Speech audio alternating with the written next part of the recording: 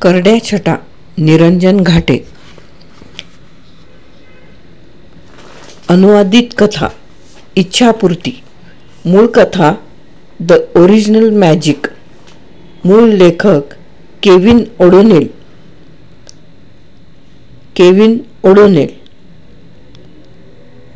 विद्यापीठाचे प्रशासक थोडेसे स्थूल होते. आपल्या कामात चोख होते. नियमांचे भोगते होते.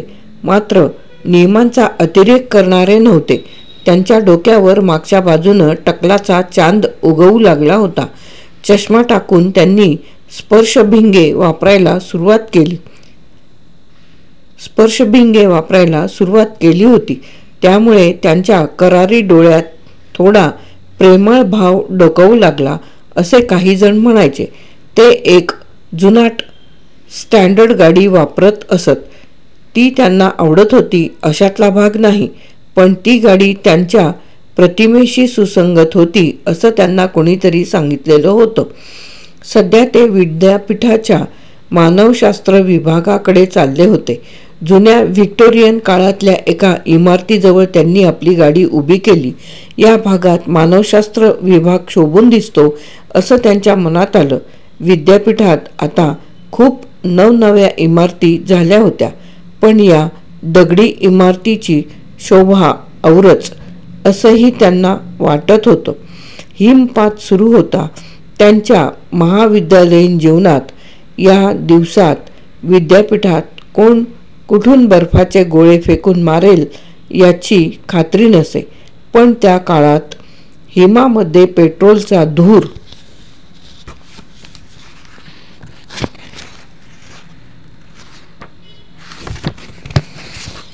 मिसळलेला नसे हेही तितकंच खरं.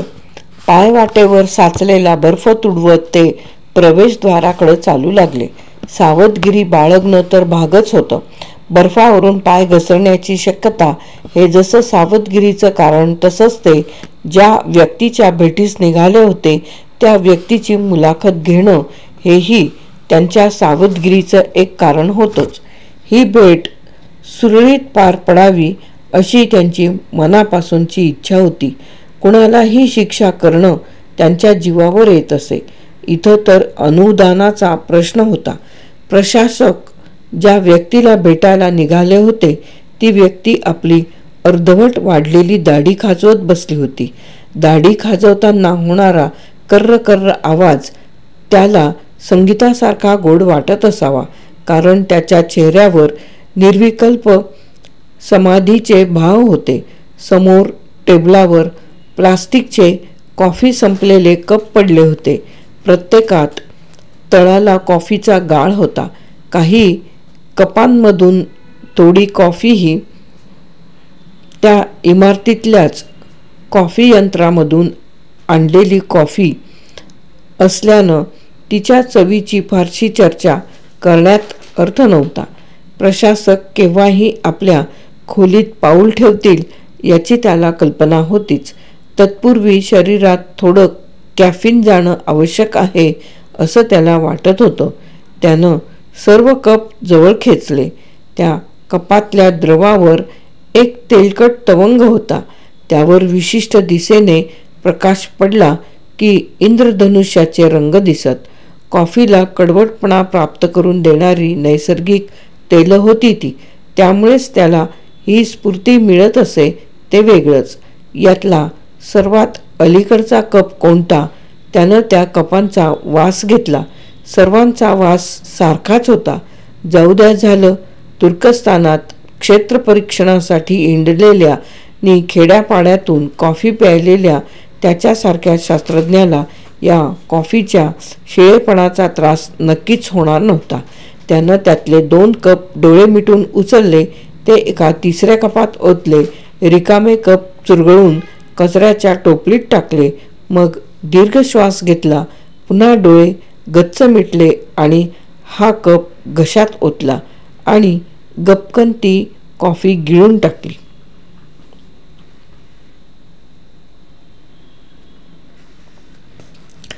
त्याच्या पोटात ढवळलं. अंगावर शहारा आला. हाही कप चुरगळून त्यानं कचऱ्याच्या टोपलीत टाकला आणि उरलेल्या 4 कपांकडे तो एकटक बघू लागला. मग निश्चयानं आपली हावरी दृष्टी दूर केली. पोटात गेलेल्या कॅफीनचा त्याच्यावर परिणाम होऊ लागल्याचं त्याला जाणवत होतं. हे उरलेले कप उद्या उपयोगास येऊ शकणार होते किंवा ते प्रशासकासच द्यावेत असा एक खोडकर विचारही त्याच्या मनात डोकावून गेला. प्रशासक पायऱ्या चढून वर आले. बुटाला लागलेला चिखल पुसण्यासाठी काही मिळतंय का ते बघू लागले. पायपोसाचा पत्ताच नव्हता.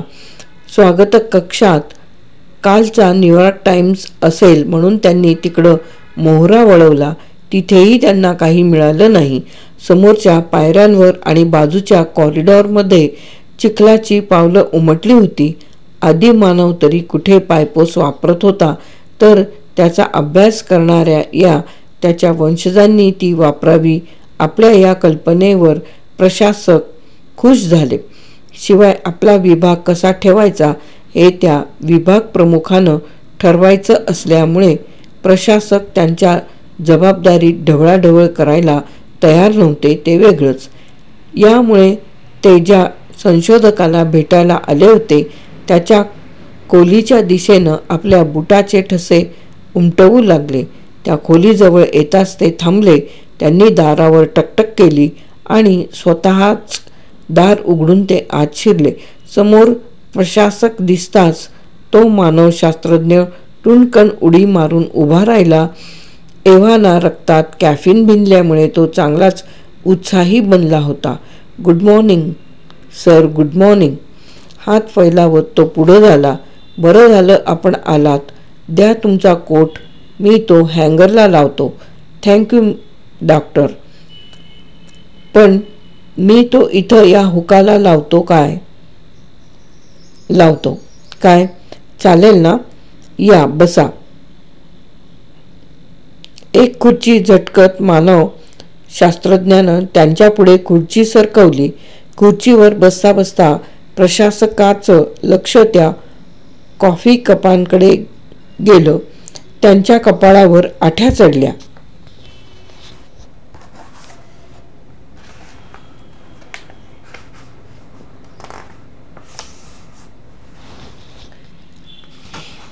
डॉक्टर, तुम्हाला कॉफी पिऊ नका असं विद्यापीठाच्या आरोग्याधिकाऱ्यांनी कितीदा सांगितलंय, तरी तुम्ही ही एवढी हातानं त्यांनी ते कप दाखवत म्हटलं.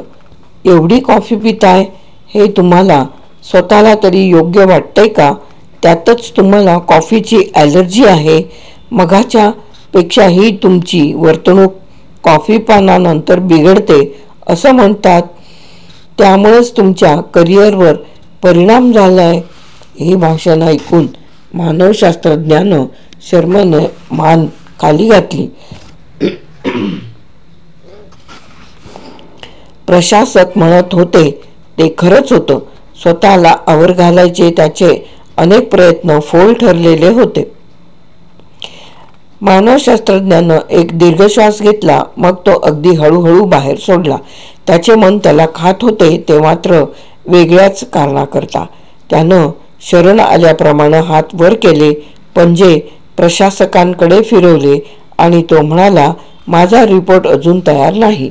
हे ऐकून प्रशासकांनी मान डोलावली. ते म्हणाले, डॉक्टर, तो प्रगतीचा आढावा माझ्या कचेरीत आणून द्यायची अखेरची तारीख पुढच्या आठवड्यात आहे. जर तुम्ही तो आढावा मला दिला नाही तर तुम्हाला पुढच्या वर्षी संशोधन अनुदान मिळणं केवळ अशक्यच आहे. म्हणूनच मी मुद्दाम इथं आलो आहे. प्रशासक थांबले. त्यांनी आपला टाय चाचपला. एक आवंढा गिळला. तुम्हाला कल्पना आहेच डॉक्टर, आपल्या विद्यापीठाकडं तसा पैसा फारच कमी आहे. यामुळे आपल्या विद्यापीठातल्या प्राध्यापकांनी शक्य तेवढं संशोधन हे शासकीय अनुदान मिळवून पार पाडावं असं आपलं धोरण आहे. म्हणून तुमच्या मदतीसाठी मी इथं आलोय असं म्हणत प्रशासकांनी आपली ब्रीफकेस उघडली. त्यातून एक टेप रेकॉर्डर आणि 3 कोऱ्या कॅसेट बाहेर काढल्या. डॉक्टर, मी केवळ डॉक्टर, मी वेळ काढून इथं आलोय, मला घाई नाही. तुम्ही तुमच्या संशोधन प्रकल्पाबद्दल बोलायला सुरुवात करा. मी ते ध्वनिमुद्रित करून घेतो. तुमच्या प्रकल्पांची थोडक्यात माहिती आणि आतापर्यंत केलेलं संशोधन, तसंच त्यात पुढील वर्षी अपेक्षित प्रगती, हे सगळं येऊ देत. मला काही शंका असल्या तर मी त्या विचारीनच. सामान्य माणसाला समजेल अशा भाषेत शक्यतो बोलायचा प्रयत्न करा. मग मी या कॅसेट माझा सचिवास देईन. मी व्यवस्थितपणे तो रिपोर्ट टंकलिखित करून सहीसाठी तुमच्याकडे घेऊन येईल. तुम्ही तो वाचून दुरुस्त्या सुचवल्यात तर तुमच्याच वैयक्तिक संगणकावर त्या करून देईन, असं म्हणत त्यांनी एक कॅसेट टेपरेकॉर्डरमध्ये घातली. मानवशास्त्रज्ञ शहारला. भीतीनं कावराबावरा झाला. झटकन उठला आणि त्यानं टेपरेकॉर्डर बंद केला. असे वागून चालणार नाहीये डॉक्टर, प्रशासक म्हणाले. हा दाढी अर्धवट वाढवलेला, निळ्या जीन्स आणि वर टी शर्ट अडकवलेला, मोजे न घालता सपाटा घालून वावरणारा प्राध्यापक असं का वागतोय हे त्यांना उमगत नव्हतं. हा प्राध्यापक तसा विक्षिप्त म्हणूनच प्रसिद्ध होता. लोकांनी आपल्याला विक्षिप्त म्हणावं म्हणून हा प्राध्यापक असा वागतो असंही काही जण म्हणायचे. यापूर्वी त्यानं आपल्या कामाबद्दल बोलायला कधीच नकार दिलेला नव्हता. उलट तो फक्त बोलतोच, काम करीत नाही असं त्याच्याबद्दल म्हणण्यात येत होतं. मी आदिमांच्या जादू टोण्याचा, तंत्रमंत्राचा अभ्यास करतोय, हे सांगताना त्या मानवशास्त्रज्ञाच्या चेहऱ्यावर काहीसं ओशाळवाणं हसू होतं. पृथ्वीवरल्या सर्व जमातींचा त्यात समावेश आहे. भाषाशास्त्रीय दृष्ट्या तो अभ्यास चालू आहे. त्यातला महत्त्वाचा भाग म्हणजे एकाच मूळच्या भाषेतून उत्पन्न झालेल्या दोन भाषातील मूलभूत शब्दांचा अभ्यास करून या भाषा वेगवेगळ्या कधी झाल्या ते शोधून काढणे. यावरून मी आणखी एक तंत्र निर्माण केलं. ते मला माहीत आहे. गेल्या वेळी तू ते मला सांगितलं आहेस. त्याचं नाव रूढी उगम विज्ञान असंही तू ठेवलंयस.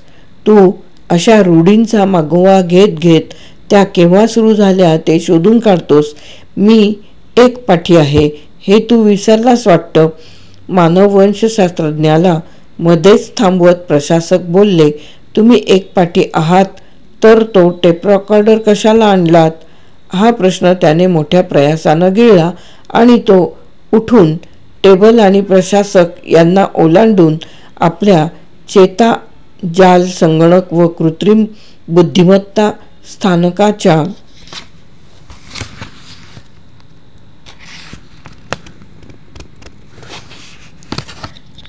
प्रचंड मोठ्या पटलाजवळ पोहोचला. त्या पटलाला स्पर्श करीत मानव वंशशास्त्रज्ञ अभिमानानं म्हणाला, तुम्हाला म्हणून सांगतो, माझं संशोधन पूर्ण झालेलं आहे. मी सर्व जादूचं मूळ असलेला मंत्र, त्याचं ध्वनिबीज शोधून काढलं आहे. असं म्हणत पुन्हा खांदे पडत तो पटल कुरवाळू लागला. प्रशासक त्याच्याकडं आश्चर्यानं पाहत राहिले. ज्या माणसानं आपलं ध्येय गाठलं त्यानं असं खांदे पाडून का उभं राहावं? जो माणूस अभिमानानं आपलं संशोधन पूर्ण झालं असं सांगतो त्यानं अशा पराभूत मनोवृत्तीचं प्रदर्शन का करावं हे त्यांना कळेना. ठीक आहे, पण ही जादू किंवा हा मूळ बीजमंत्र किंवा ध्वनिबीज मूळ कुठलं? इंडो युरोपियन, हेमिटोसेमिटिक, सायनो-टिबेटन की आफ्रिकेच्या घनघोर जंगलातलं? प्रशासकांनी आपल्या ज्ञानाचं प्रदर्शन घडवलं. छे, त्या संस्कृती जन्माला येण्याच्या आधीचा शुद्ध ध्वनी. कदाचित तेव्हा मानव बोलूही लागला नसेल. अगदी पहिला बीजमंत्र. आता तो मानवशास्त्रज्ञ त्या संगणक पटलाला जवळजवळ डोकं टेकून उभा होता. त्याच्या बोटांनी त्या पटलाच्या प्लास्टिक चौकटीवर एक अनाहत ताल वाजवणं सुरू केलं होतं. एकाएकी तो ताठ उभा राहिला, वळला नि प्रशासकांच्या दिशेनं पुढे आला. मानसिक ताण, कॉफीचं सेवन आणि संशोधनाचा विषय यांचा या शास्त्रज्ञाच्या मनावर परिणाम तर झाला नाही ना, या शंकेनं प्रशासकांना ग्रासलं होतं. 5 वर्षे दुनियेतला प्रत्येक मंत्र, प्रत्येक जादुई शब्द, मी जमवलेले क्षेत्रपरीक्षण करताना माझ्या मित्रांनीही बऱ्याच मांत्रिकांकडून नवनवे मंत्र ध्वनिमुद्रित करून आणले. बऱ्याच भाषा शास्त्रज्ञांनीही मला मदत केली. ते सर्व मी या चेताजाल संगणकाला भरवलं. 20,000 वेगवेगळे ध्वनी त्यात होते. त्यानं ते शब्द भूतकाळात नेले. ते कुठून कसे निर्माण झाले त्याचा मग त्या संगणकानं शोध घेतला.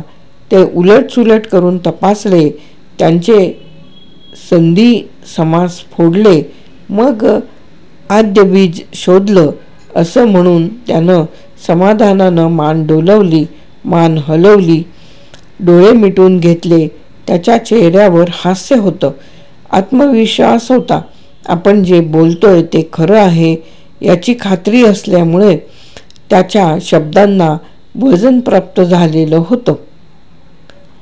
डॉक्टर, मी जरासा गोंधळलोय. तुम्ही जे करायचं ठरवून हा प्रकल्प सुरू केलात ते ध्येय प्राप्त करण्यात तुम्ही यशस्वी झालात. मग तरीही तुम्ही आता असे उदास, निराश का दिसताय? आपल्या संशोधनाला यश प्राप्त झाल्याचा आनंद तुमच्या चेहऱ्यावर दिसत नाहीये असं का? हे ऐकून त्या मानववंश शास्त्रज्ञानं ओठ मुडपले. हा काय खुळ्यासारखं विचारतोय असा भावही त्या शास्त्रज्ञाच्या चेहऱ्यावर होताच. मला ते शब्द उच्चारून ती जादू प्रत्यक्षात आणायची भीती वाटते. ती यशस्वी होणारच याची मला खात्री असल्यानं माझ्या मनावर दडपण आलंय. या माझ्या विश्वासामागं 2 कारणं आहेत. मानवजात अतिशय व्यवहारी आहे. ज्या गोष्टींचा खरोखर उपयोग नसतो त्या गोष्टी आपोआपच मागं पडून नाहीशा होत जातात. ज्यांचा उपयोग होतो त्या पिढ्यानपिढ्या चालू राहतात. आणि जादूटोणा मानवजातीनं आपल्याबरोबर जपून ठेवला, सोडून दिला नाही, हे माझ्या दृष्टीनं महत्त्वाचं ठरतं. पण एवढा भाषण देऊनही प्रशासकाच्या टाळक्यात प्रकाश पडल्याचं चिन्ह त्यांच्या चेहऱ्यावर त्या शास्त्रज्ञाला आढळेना. तुला नक्की काय म्हणायचंय? प्रशासकांनी आपल्या मानसिक गोंधळाला शब्दरूप दिलं. या प्रश्नानं तो शास्त्रज्ञ खवळला. त्याच्या निराशेचं चिडीमध्ये रूपांतर झालं. तो प्रशासकाकडं एकटक बघत म्हणाला, नीट ऐका. दुसरं कारण ऐकलंत ना? आपल्याला जे हवं ते जादूटोण्यामुळे मिळतं हे मानवाच्या लक्षात आलं. समजलं? मांजराचे डोळे, घुबडाचे डोळे, मेलेले सरडे हे सगळं नंतरचं. त्याला फारसा अर्थ नव्हता. पण मूळ ध्वनीकडं, उच्चारण म्हणजे विशिष्ट ध्वनी निर्मितीकडं लोकांचं लक्ष जाऊ नये म्हणून आणलेले विधी. तू काय बोलतोयस हे खरंच माझ्या लक्षात येत नाही. प्रशासकांच्या सुरातला गोंधळ हटून त्यात आता एक ठामपणा आला होता. हे बघा सर, हा जादूटोणा आपल्या बरोबरच उत्क्रांत झाला. स्वतःच्या छातीवर हात मारत तो मानवशास्त्रज्ञ एखाद्या लहान मुलाला अवघड वाटणारी गोष्ट सोप्या शब्दात समजावून सांगावी त्या सुरात म्हणाला. त्यावेळी मानव रात्री झाडावर राहत होता, गवताळ प्रदेशात अन्न वेचून आणि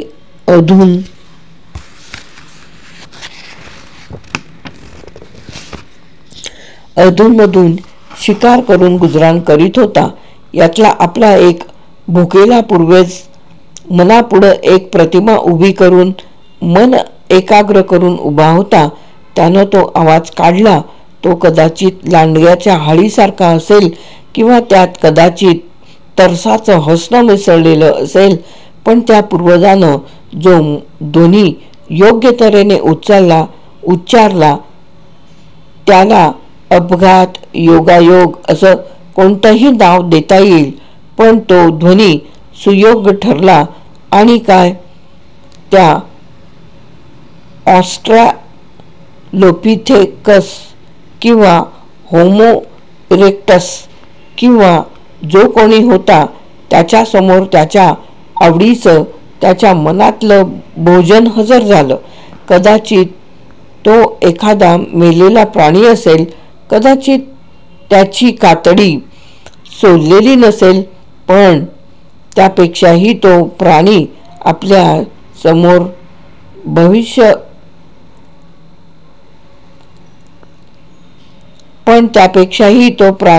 समोर मृतावस्थेत हजर झाला. याचंच त्या पूर्वजाला अप्रूप वाटलं असणार. असं म्हणत त्या मानवशास्त्रज्ञानं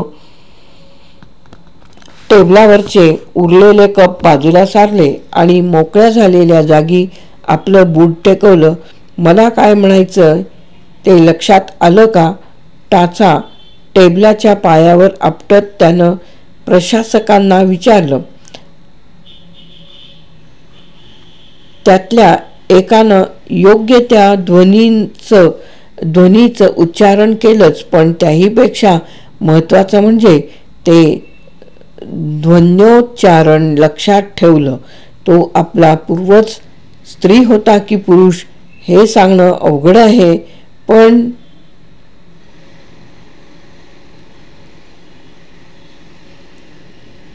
पण त्या व्यक्तीनं मानव जातीला एक नवा मार्ग दाखवला हे महत्त्वाचं. डॉक्टर, तुम्ही जे मला सांगितलंय ते असंभाव्य आहे, कारण तसं जर घडलं असेल तर तसंच घडलंय. त्यात तर बीरला जागाच नाही. आपल्याच मांडीवर थाप मारत तो शास्त्रज्ञ म्हणाला. त्याच्या मांडीला मार बसलाच, पण हातालाही झिंझिण्या आल्या. माझं ऐकून तर घ्या. तुम्ही म्हणताय तसं घडलं असेल तर आज जसा आधुनिक विज्ञान तंत्रज्ञानाचा प्रसार झाला, तसाच जादूटोणा, मंत्र तंत्र यांचा प्रसार व्हायला किंवा मंत्रतंत्र यांचा प्रसार व्हायला हवा होता. तसं जर घडलं असतं तर मानवी इतिहासात चाक, अग्नी, मिश्रधातू यांना जे स्थान आहे तेच तुमच्या मंत्रतंत्रालाही प्राप्त झालं असतं. प्रशासकांच्या या विधानावर त्या मानवशास्त्रज्ञानं बराच काळ नकारार्थी मान हलवली. जिथं विशिष्ट ध्वनी लहरींना महत्त्व आहे, त्यांची कंपन संख्या, त्यांची तरंगलांबी, त्यांचे परस्परावलंबित्व 5 मिनिटांचा समजा प्रश्न असेल तर त्यातला प्रत्येक सेकंद महत्त्वाचा आहे. 1 सेकंद त्यातल्या कुठल्याही षटकात 1 सेकंद त्यातल्या कुठल्याही घटकात बदल घडून आला की सर्व वाया. सर्व ध्वनी सुयोग्य ठरले तर लगेच इच्छा पूर्ण. हे ध्वनी ती सर्व करामत करणार. ते तसं घडतं का घडतं ते मला माहीत नाही. विचारू नका. तुम्हाला हवं तेच मिळणार. तुम्ही मागितलेलं मिळेल असं नाही, तर तुमच्या खऱ्या इच्छा काय आहेत त्याच सफल होणार. तुमचे हे विचार अप्रतिम आहेत. तशा शक्यता या शक्यता नाहीत सर, ते सत्य आहे, एकमेव वास्तव आहे. म्हणूनच मी ते लिहून देऊ शकत नाही.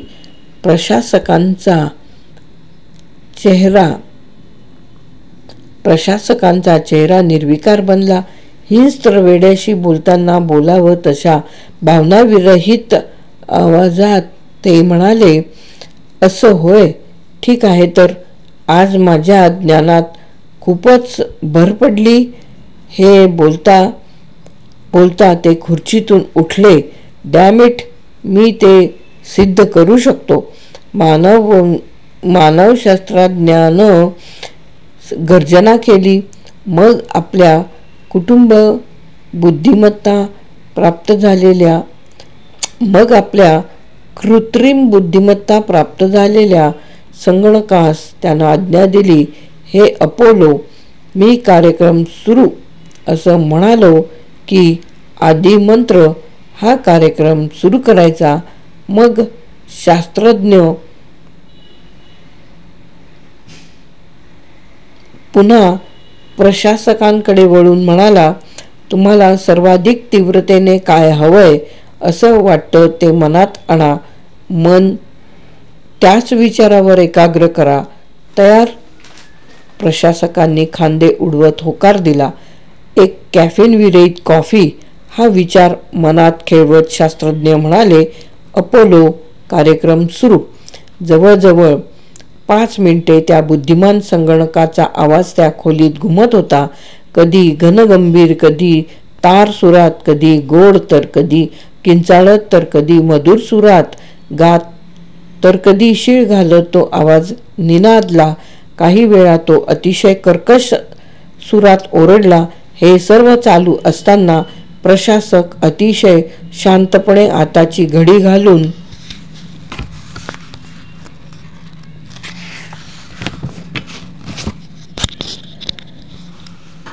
तिथं बसून होते. त्यांचे डोळे अर्धवट मिटलेले होते. चेहरा निर्विकार होता. जगात सर्वत्र शांतता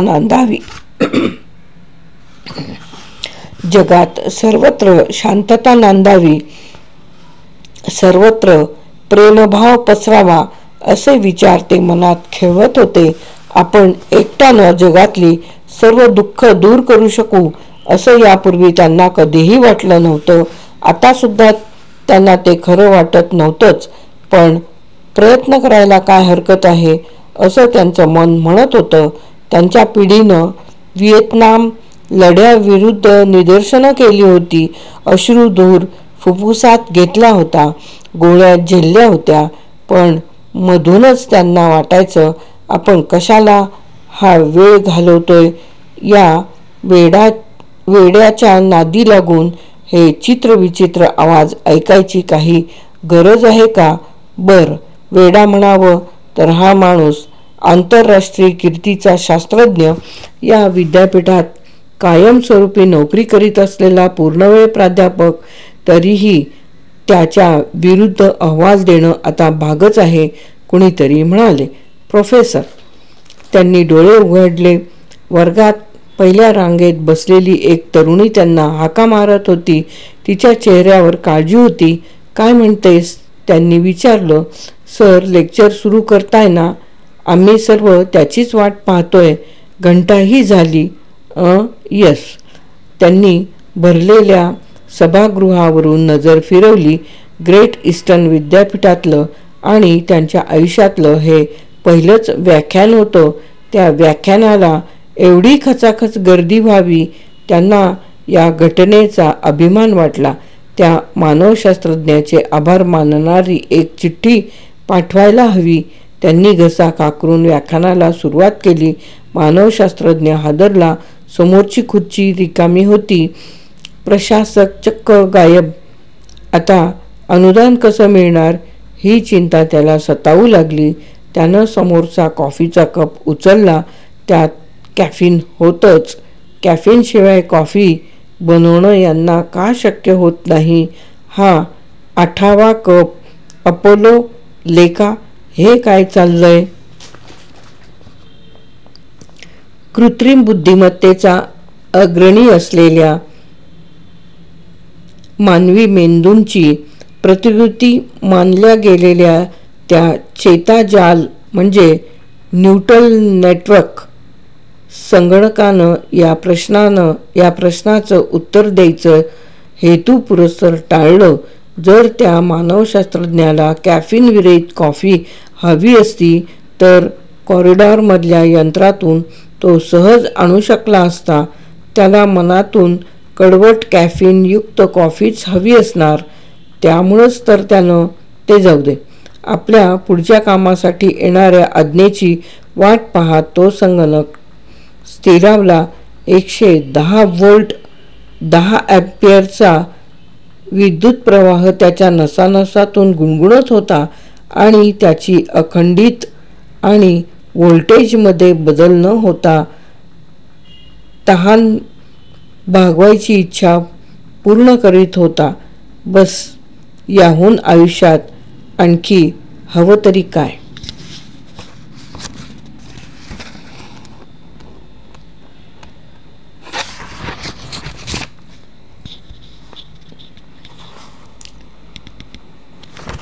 करड्या छटा निरंजन घाटे इच्छापूर्ती ही कथा येथे समाप्त. इच्छापूर्ती ही कथा येथे समाप्त. करड्या छटा निरंजन घाटे.